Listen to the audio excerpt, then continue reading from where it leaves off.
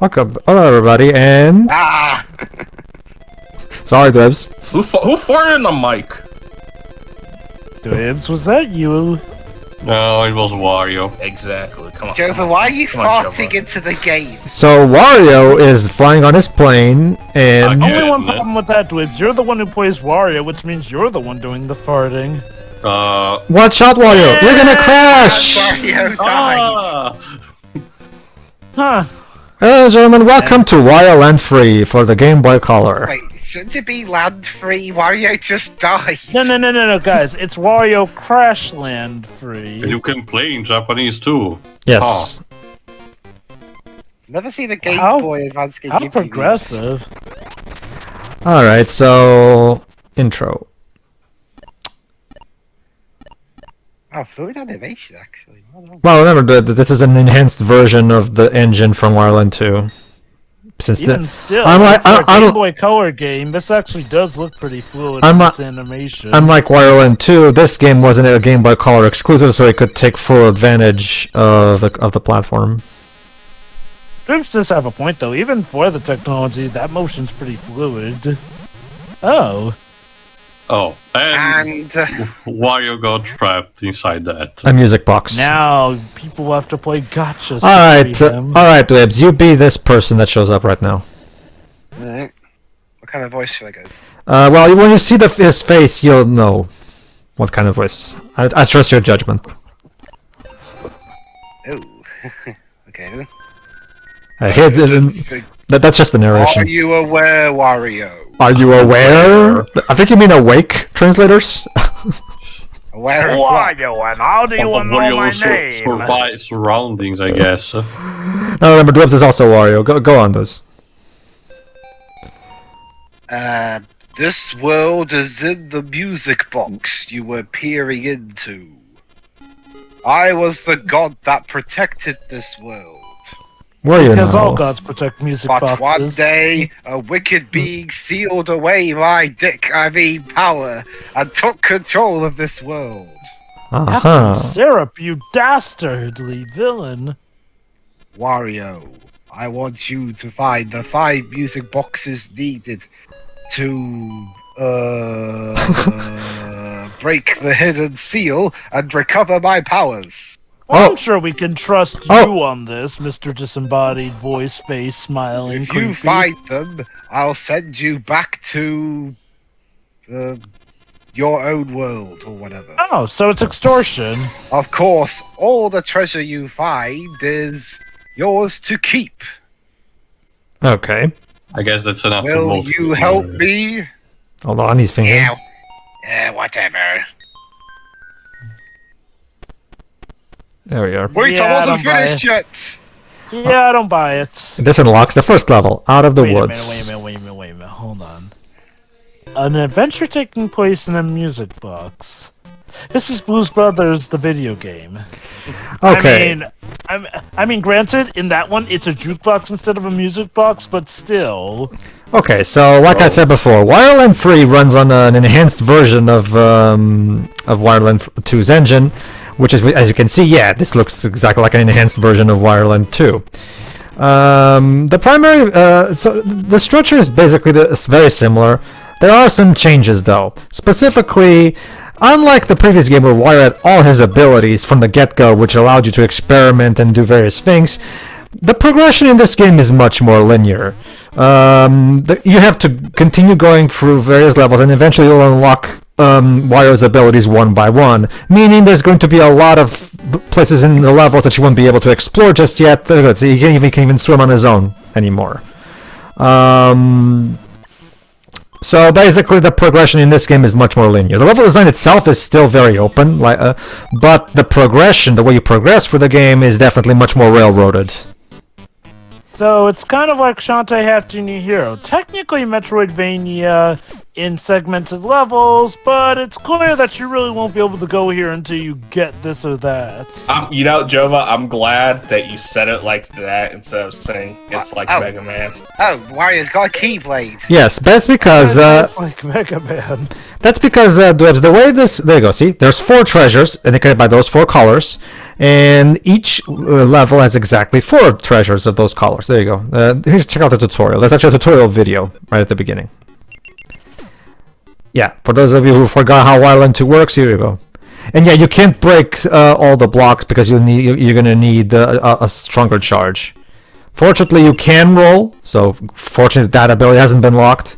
But yeah, you're gonna have to. For example, like his jump is the base one instead of the high one you could do in 2, but you're gonna have to unlock that one as well. For now, we can only break the blocks that are cracked. That's pretty interesting for a game running on the GB Game Boy Color.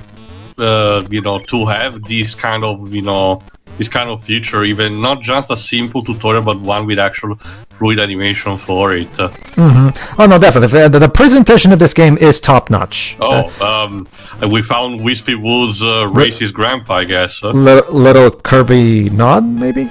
Okay.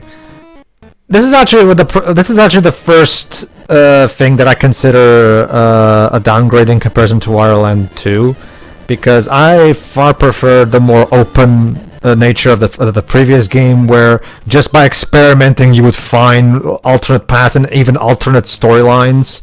Like remember, you can complete the first Wario Land 2 on a new game on 40 minutes if you just let Wario sleep in the first level, unlocking the first alternate storyline.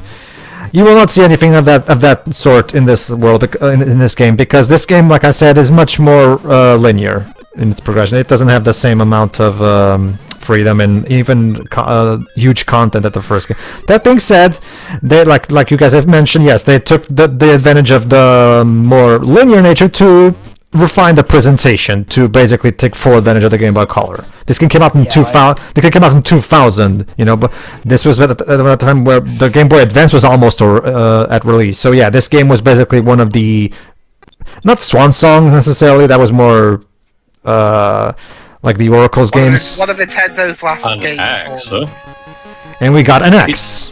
It's interesting. Sorry, go on. I love how Wario literally jimmied the lock there. Yeah. Like, keys are for suckers. I'ma just break into this vault. And the treasures we do find. Also getting got the red faction. Also, I got the red faction. Oh, I guess you did cut away Wispy Wood's racist grandpa. Yes. Next, so this unlocks the Peaceful Village and the Vast Plain. Oh, you mean the guy from Star Allies to you? Yeah, I guess that works. So basically, this game created the red faction logo before the game even. Yeah, and as you can see, this game has a Donkey Kong Country style of map screen that you can use. I will give the game credit. Like, just because something goes from being, more multi-choice to linear, it's not always a bad thing. Sometimes being linear can help something become more focused. Yeah, but zombie one. Sorry, go on. Sometimes something being more linear can help it be more focused here and there. Okay, I will say this. With Wario Land 3, I wouldn't quite say I like it more than Wario Land 2. I would say that Wario Land 4 was probably the best realization of how good linear Wario could be to an extent. That's not counting Master in Disguise, which I love. Anyway. But to be fair, Masters in Disguise isn't quite the Wario Land formula. That's not a Wario Land game. That's a different type of Wario game. Yeah. For me, it's one of those cases where this is basically an iteration of Wario Land 2's gameplay still, and as a result, it does tempt you to compare. It's one of those cases, and for me, it's one of those cases where. The game, without mentioning the linearity, I don't care for the complete lack of abilities you have at the beginning. To be honest with you, I far preferred. Again, this is something that I far preferred having all my abilities right from the get-go, so I could experiment with them and see what I could accomplish with them, and maybe do things that you necessarily were not supposed to do right away, but you could if you figure out how to. You know, I do get some games that do limit what you can do here and there, if only because in some ways they want to try and get you to properly learn the system before you go hog wild and crazy. To me, I'd say the best way to do this is to slowly but surely do it, but at the very least, by the time that the first act's over, then give the player, like, you know, full reign of what they can do here. Basically a tutorial level. Yep, basically. Einstein was about to mention, is it the same identical team or did we add different people on board? And to segue on that, did anyone work on Metroid work on this game? I haven't actually checked, but I mean, all I know is that the character designer for Wario was also the same guy who designed Samus. That alone doesn't really mean anything. Yeah. Because on one hand, let me just mention something connected to what Pedro was mentioning before about the presentation. It's very interesting to see how far the team has gone since the day of the very first Super Mario Land, which looked beyond primitive in comparison to this. But let me check here. Another thing that you might have noticed is how, yes, we use the axe that we got in out of the woods to tear down. Oh yeah, that's another thing, by the way. That being said, the basic aspects of the gameplay have been refined. The zombie Wario can now jump, which allows for a lot more potential things you can do level design-wise with this form. Because in Wario Land 2, you could only walk left or right, but in here you can do a lot more interesting things. I'm looking at the Mario wiki right now. It's the same director for both games. Yeah, that makes sense. So basically, it's a change of direction for the sake of, you know. The major difference that I can find is that this actually was received slightly better than Wario Land 2. Yeah, it was. I can kind of. Oh, okay. Look, to play devil's advocate, I can kind of get it. Again, I really do like Wario Land 2, and I like it better than this. But it is a case where I can see the arguments for the game. Wario Land 2 arguably has a lot more freedom in what you can do. Albeit, sometimes at the cost of a little too much, to the point where it feels like you sometimes need to look up a guide to figure out how to do some of the things. Wario Land 3, conversely, feels a lot more focused, which can help it feel more epic as an adventure here and there, as opposed to just, you know, a random bout of episodes here and there, by the standards of games back then. I'd say each game has its own particular strength, and it really just depends on just what your preference is. For me, it's one of those cases where there's even some issues with. I don't even mind this game being linear. If there is one particular issue I have with the way it designs its linearity, specifically, okay, like I was saying, did you notice how I had to use the axe to cut down a tree and open up 2 levels, right? This is how the game is going to work. A lot of the treasures that you get in the game will be used by Wario in cutscenes to open up new levels, and you just keep doing this over and over until basically you get all the 5 music boxes and complete the game. So. Fair enough. My issue is that later on, when you get to a point where you have a lot of levels open, there's going to be times where you will unlock 3 or even 4 levels at a time, and the game will unlock those things, but you have no way of knowing in which of those 4 new levels you just unlocked is the next treasure you need to get to if you want to progress through the story. Meaning, there's going to be a lot of times where if you're just trying to get through the main story and not necessarily go for 100%, you're going to have to basically do some guesswork and, okay, hopefully this is the level that has the treasure that I need right now. So that's actually because it's one of the cases where the game wants to be more focused, like Jova said, but still wants to have some kind of choice elements, but the choice elements are not really a choice, it's more sort of shot in the dark. But you'll be able to see for yourselves when we actually get to that point, because right now we only have 3 levels available, so obviously we're not at that point yet. So yeah, as you can see, that new enemy is a scientist who has an invisibility potion that turns Wario invisible, which allows him to not get seen by that eye thing that creates a barrier for reasons that I have yet to understand.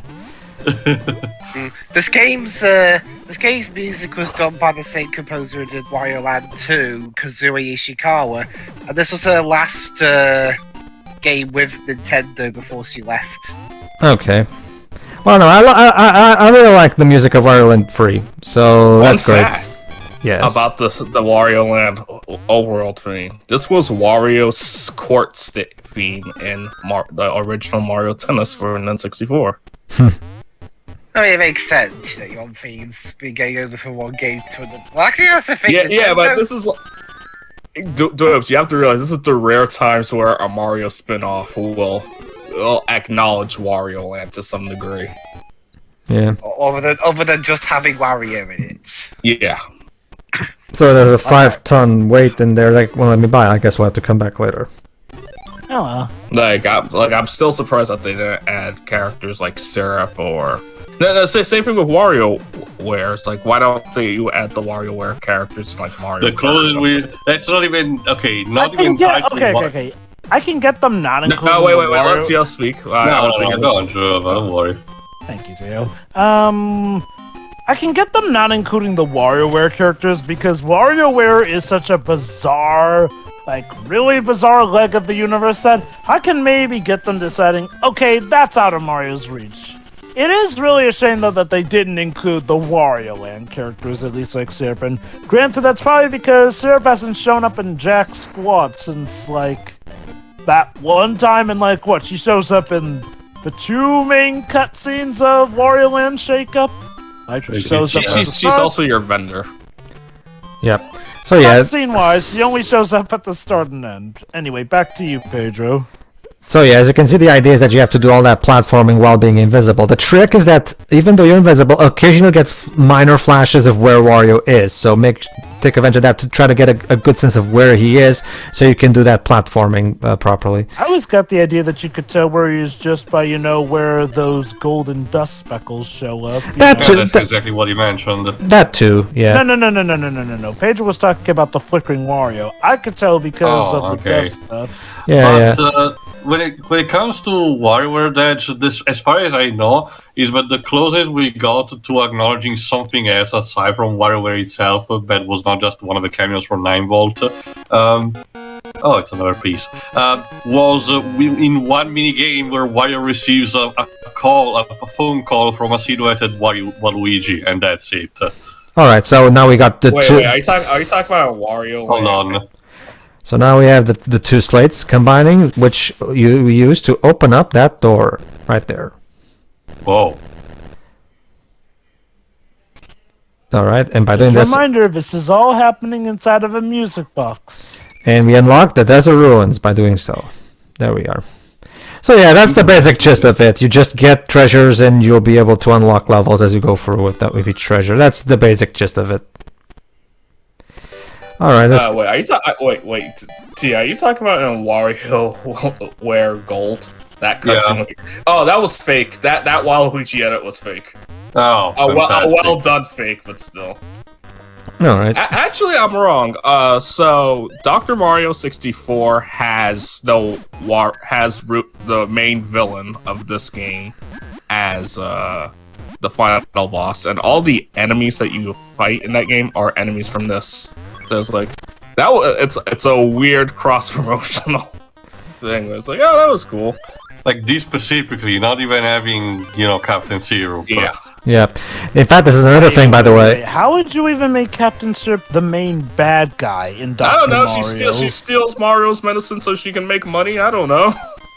So what you mean? So, Dej, what you're suggesting is that Syrup would have turned to literal drug dealing. That was literally Wario's plan in that game. He wanted to steal Mario's meds because everyone was getting sick with the flu and he can profit off it.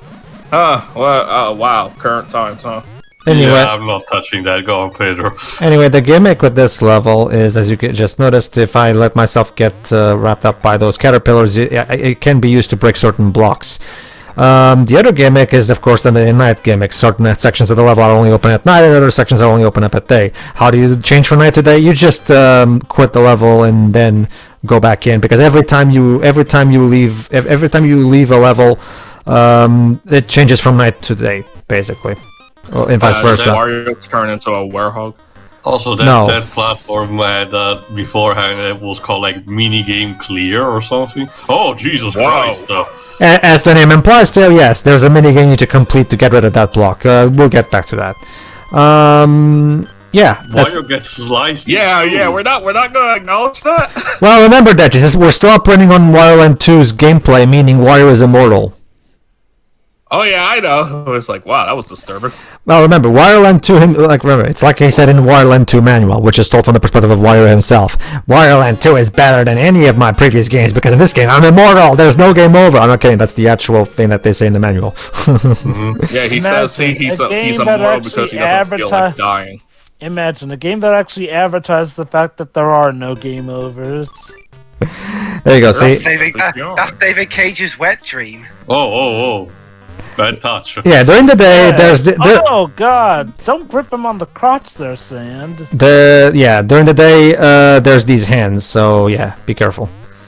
The Sand really does get everywhere. Doesn't know how to mind its own business. Are we sure it's not water? Yeah, basically. No, that's Sand. Oh man, it's the Sandman. But yeah, Especially given.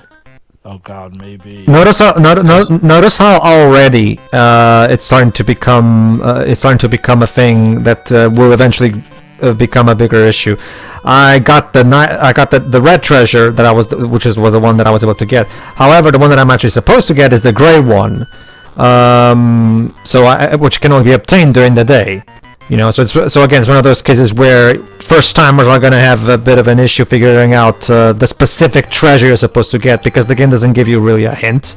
You know, again, it's one of those things where the game wants to be more focused, like Jova said, but at the same time, it still wants to have some element of choice to it. Like, you can go for here are multiple levels, choose which one you want to go to. But at the same time, if you want, okay, but what if I want to just stick to the main path? Can you tell me which treasure I'm supposed to get? But they don't tell you. So it's one of those cases where I feel like the game should have made up its mind. Like, do you want to be strictly focused, or like it tries to reach a middle ground, and as a result, I feel it doesn't reach the full potential of either direction.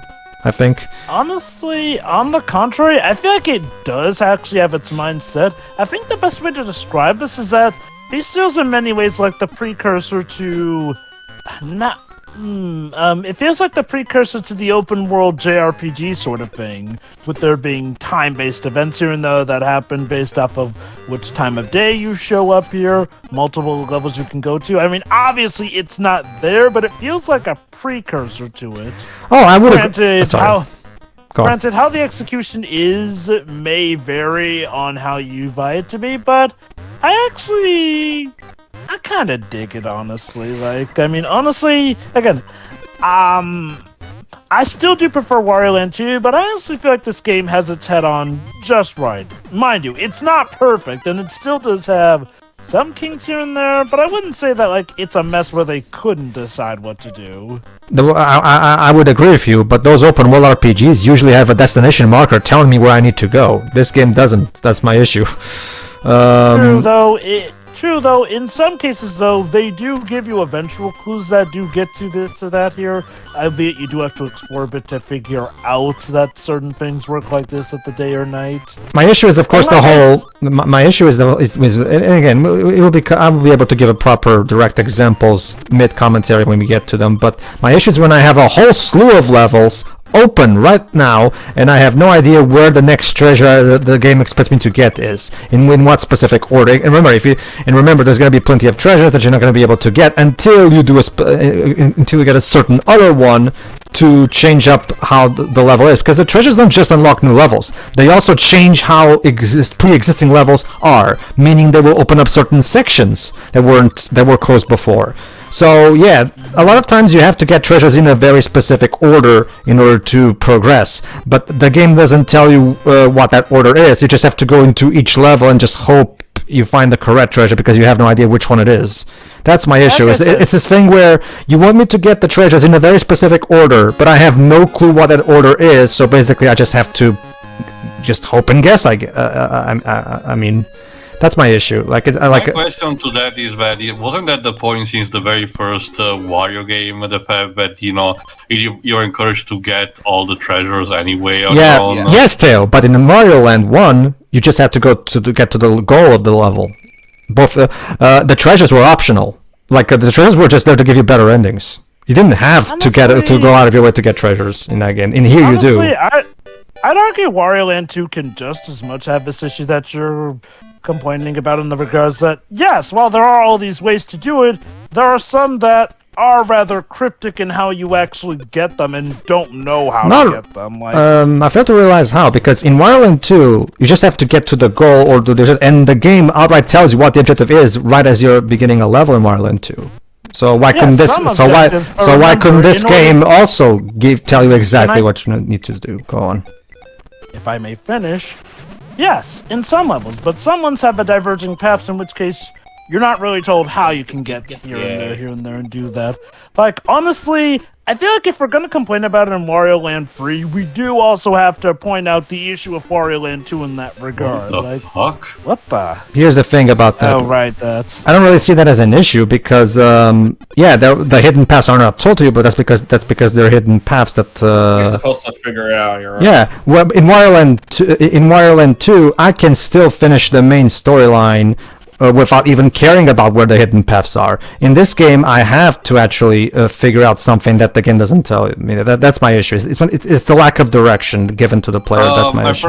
I forgot if I did ask originally. Does Wario Land 2 have a canonical, Yes. main path? Yes, it does.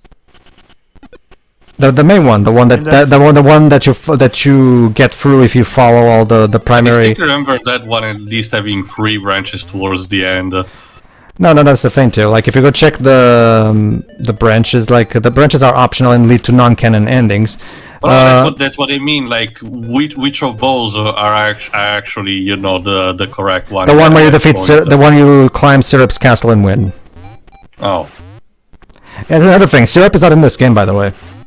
So. This is also the moment where she starts getting ignored, like Trova also mentioned. Mm-hmm.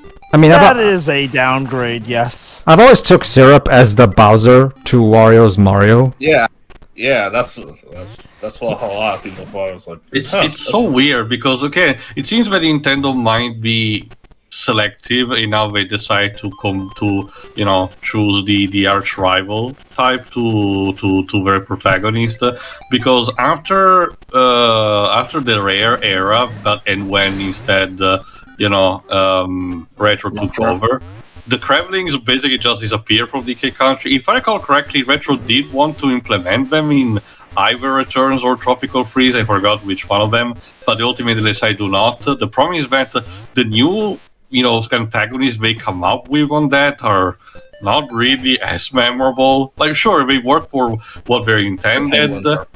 Sorry? The penguins were fine. The snowmads. I think Gio was talking about the tikis. tikis. Yeah, okay. The tiki has the advantage that being musical instrument, they actually provide really good boss music, complete with the fact that they are dynamic as the fight goes on. But aside from that, yeah, they really don't have anything going on compared to the Kremlins. To my knowledge, I feel as if it was more like Retro wanted to do something new rather than add the Kremlings. That's a good potential good sentiment, but again, it veers off on the other direction, and instead going through the fact of breaking something that didn't need to be fixed. Yeah. It's like, if that's the case, why is every Mario game besides the 2 Land titles, why is Bowser always the final boss when people are kind of annoyed about it? Like, even when because Dej, unlike with the Kremlings weren't around for years like the Koopas are. The Kremlings were around in 3 Donkey Kong Country games, Donkey Kong 64, and after that, that was it. And the spin-off. Okay, the spin-offs, but in terms of actual main Donkey Kong platformers, it was only 4 games, really.